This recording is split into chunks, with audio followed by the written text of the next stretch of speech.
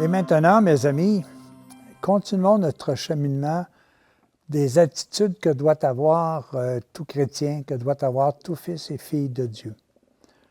Aujourd'hui, nous allons parler un peu le pendant de le chrétien est miséricorde, le chrétien pardonne. Je vous lis ce texte et on revient. Le chrétien, le fils ou la fille de Dieu, pardonne. Quand j'ai enseigné à prier à mes disciples, je leur ai montré le Notre Père. Vous y trouverez la parole suivante. Pardonne-nous comme nous pardonnons à ceux qui nous ont offensés. Si j'ai mis cette parole dans le Notre Père, c'est pour vous rappeler l'impossibilité d'obtenir le pardon de Dieu sans que vous-même vous ayez pardonné à vos frères. À Pierre, qui me demandait un jour combien de fois il devait pardonner, je répondis, je ne dis pas 7 fois, mais jusqu'à 70 fois 7 fois. Écoutez une parabole. Un roi voulut un jour régler ses comptes avec ses serviteurs. L'un d'eux devait 1000 $ et n'avait pas de quoi payer. Le roi donna de le vendre, lui et sa femme et ses enfants, ainsi que tous ses biens. Le serviteur supplia le roi d'être patient et promit de tout payer. Le roi s'émut de compassion, le mit en liberté et même il lui remit sa dette. À peine fut-il sorti que ce serviteur rencontra un compagnon qui lui devait 10 $. Il lui sauta à la gorge et malgré les supplications et les promesses de son débiteur, il le fit mettre en prison jusqu'à ce qu'il eût payé sa dette. Ce fait fut rapporté au roi qui fit appeler le coupable. « Vaut rien, lui dit-il. Je t'ai remis toute ta dette parce que tu m'en as prié. Ne devais-tu pas avoir pitié de ton compagnon comme j'ai eu pitié de toi? » Et le roi, en colère, le livra à la police jusqu'à ce qu'il eût fini de payer sa dette. C'est ainsi que mon Père céleste vous tracera si chacun de vous ne pardonne sincèrement à son frère du fond du cœur. Celui qui ne pardonne pas à son frère prononce son propre jugement et signe sa propre condamnation sans appel. Celui qui ne veut pas pardonner refuse d'être lui-même pardonné au jour du jugement. Rappelez-vous ce que j'ai dit. Si donc tu es à présenter ton offrande à l'autel et que tu te souviens que ton frère a quelque chose contre toi, laisse là ton offrande devant l'autel et va d'abord te réconcilier avec ton frère. Tu reviendras ensuite présenter ton offrande. Personne n'entrera dans les demeures éternelles en emportant de la rancune et de la haine dans son cœur, car rien de souillé n'entrera dans le royaume des cieux. Le chrétien qui pardonne rachète ses propres fautes. Il purifie son âme et l'élève au-dessus des bouleversements, des passions et des sombres nuages qui obscurcissent la pensée. Il se domine lui-même. Il garde son amour dans la paix. Il se fixe à demeure dans les régions supérieures de l'âme où habite la paix qui surpasse tout sentiment. C'est la paix divine.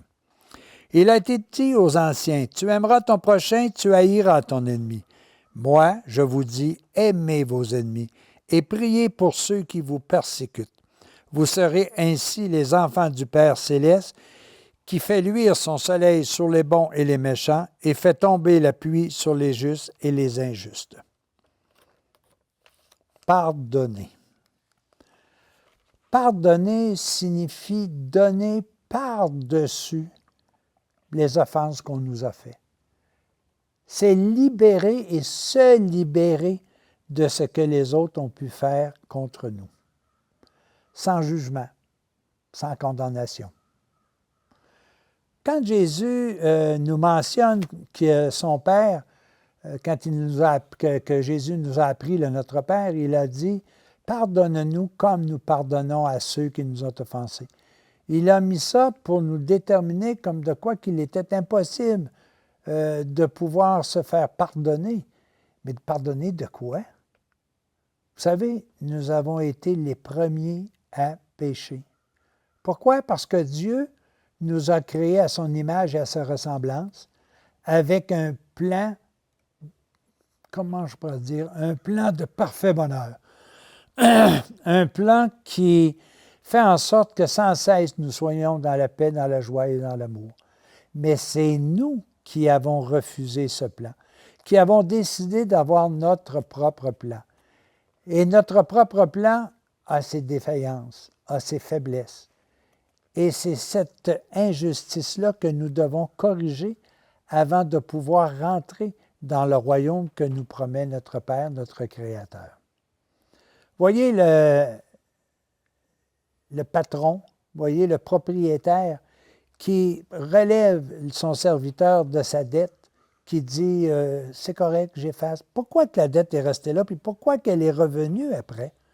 Parce que oui, le propriétaire s'est libéré d'une dette, mais la dette est encore là pour celui qui l'a fait. Vous voyez, aujourd'hui, bien souvent, et là, je cite ça comme exemple, on va déclarer quelqu'un qui a fait une faillite, on va le relever de sa créance. Et on pense que oui, c'est bien pour la personne qui a pu se prévaloir de ce droit. Mais cette personne-là doit continuer à apprendre, doit continuer à savoir que le rythme de vie qu'elle avait antérieurement n'est pas ce qui était meilleur, puisque ça l'a conduit vers un mauvais chemin. Et ça, je pense que c'est excessivement important que nous puissions le constater.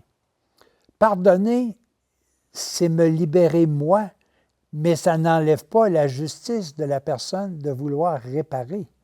Elle peut réparer pas nécessairement envers moi, mais elle peut réparer comme aurait dû faire le serviteur à qui on avait remis la dette de 1 000 $.